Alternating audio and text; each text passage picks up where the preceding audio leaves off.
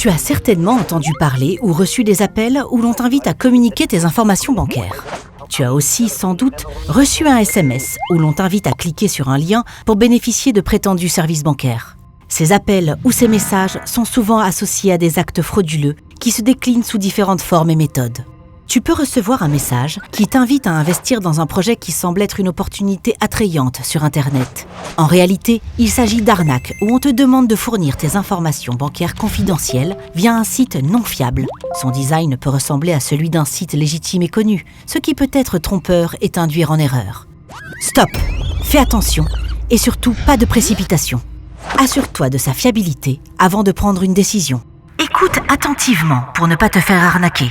La banque peut communiquer avec toi via un appel téléphonique ou par SMS ou par l'envoi d'un email, mais ne te demandera jamais tes données confidentielles ou ton mot de passe. De plus, la banque ne te demandera en aucun cas de cliquer sur un lien.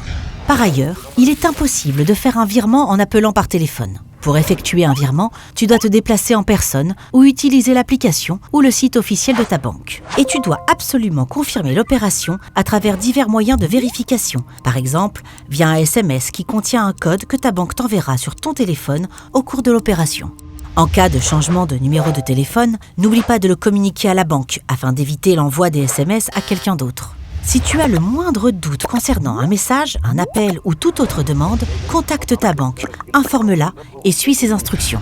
Et n'oublie pas de vérifier les transactions bancaires que tu as réalisées pour t'assurer qu'elles ont bien été effectuées. Vérifie aussi ton solde et si tu constates la moindre anomalie, comme un prélèvement erroné, tu dois contacter immédiatement ta banque et demander à vérifier cette opération. Pour une meilleure protection de ton ordinateur, de ton téléphone et de ta tablette, installe un antivirus. Évite le Wi-Fi public car des personnes malveillantes peuvent l'utiliser pour récupérer toutes tes données bancaires. Quant aux applications bancaires, télécharge-les uniquement depuis le site officiel de ta banque via Apple Store ou Play Store. Assure-toi que les sites que tu utilises sont sécurisés. Ton mot de passe est personnel et confidentiel. Ne le communique à personne, pas même à tes proches. Assure-toi de ne pas le sauvegarder sur des appareils où tu as utilisé ton application bancaire et où tu as effectué des transactions avec ta carte bancaire. Attention, ton mot de passe ne doit pas être facile à deviner. Il doit contenir des lettres majuscules et minuscules, des chiffres et même des caractères spéciaux. Et pense à le changer régulièrement. Et surtout, pas de précipitation face aux offres attrayantes que tu reçois sur ton téléphone ou sur les réseaux sociaux, car tu es responsable de te protéger contre les arnaques auxquelles tu pourrais être exposé, surtout si tu n'avertis pas ta banque pour intervenir dans les meilleurs délais.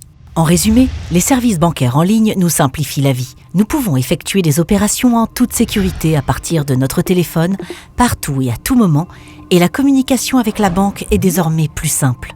Mais il est essentiel de protéger les informations bancaires confidentielles, en particulier les codes secrets. Tu dois être le seul à les connaître. Sois prudent. Une utilisation non sécurisée des services bancaires en ligne pourrait entraîner des problèmes qui peuvent être évités en restant vigilant.